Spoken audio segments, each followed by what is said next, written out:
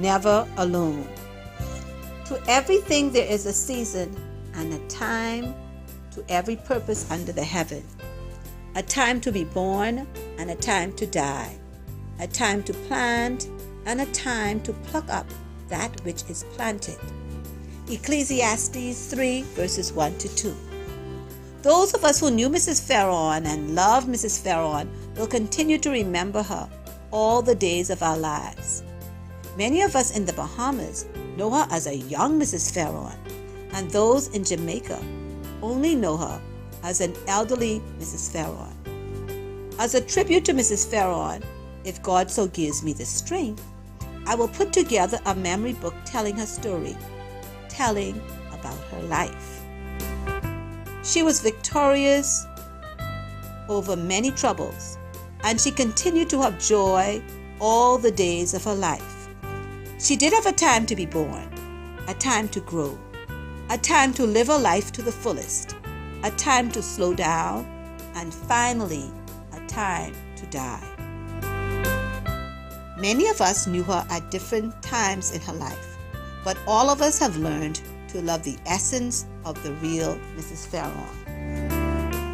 The first reading at her funeral was from Ecclesiastes 3, 1 through 8. Father Barrington Jones asked us in his homily, what time is it for each of us in our lives? We can be in a time for mourning, or a time for remembrance, or even a time for healing.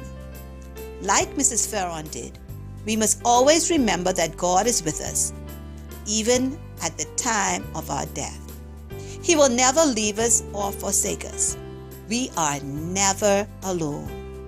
We should not be afraid. God is with us. God also promised to hear us, to help us, and to heal us. Some may think that it is a sad thing to be a childless widow.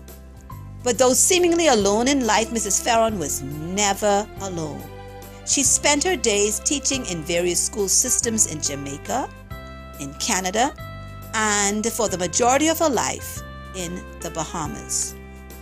Sponsoring children and causes and adopting her daughter Pearline and mentoring thousands of students over the years, Mrs. Fearon did not live an empty life. As a social studies and English teacher, she traveled far and wide, embracing the cultures that many only experienced vicariously, in a reality of actually walking the pathways of the historic places in books that she and her students used. She never was really alone because she knew that she had Jesus. Many of us knew her as our teacher at St. Augustine's College and also as the representative for the American Institute for Foreign Study, better known as the AIFS, which later became the ACIS. With her, many of us met students from all continents and traveled to many places, taking courses at many European colleges. I was delighted to see that Mrs. Fearon treasured these memories as much as we treasured our memories of these tours. Mrs. Fearon was also an independent woman. She did not need a man to make her feel fulfilled. She only needed Jesus. Just as she was disciplined in her personal life, she was also very disciplined in her professional life. Many did not embrace her with openness because of this, but those of us who became her beloved, we saw a genuine love for people and a tenacity that conquered all fears. Over the years as a student and later as an adult, I spent many enjoyable hours with Mrs. Fearon. As many of you call her Aunt Enid, she had also asked me to do so too, but I continued to call her Mrs. Fearon. But that name did not make our relationship any less intimate. She watched me grow into adulthood, begin my dating and college years, and supported me emotionally as I became a wife and a mother. I spent nights at her apartment when I felt my heart was breaking during those dating years, and I spent hours on the telephone with her when I was far away from her and I just needed advice or a sounding board as I discussed my plans in life. Because of my experience with her, my entire family became a friend, and my mother and her and Mrs. Fearon became close friends, talking about everything under the sun and traveling together to many foreign lands. When Mrs. Fearon returned to Jamaica, my mother and Mrs. Fearon continued to chat weekly, and I continued my friendship with her.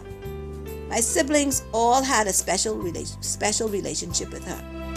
I called her on the telephone even when she was ailing, and she remembered me. Many of the students and staff of St. Augustine's College, Nassau, also had a close relationship with her. I am not the only person. Why was Mrs. Fearon never alone? She was never alone because she was a spiritual person. She loved her faith, and she used the tools within the church to bring her comfort and joy. She loved the hymns, and she enjoyed the rituals attending Christ Church Cathedral, downtown Nassau, and St. Boniface Anglican Church in Kingston, Jamaica. Those who came out to celebrate her life attest to the fact that there is more to life than marriage and having children.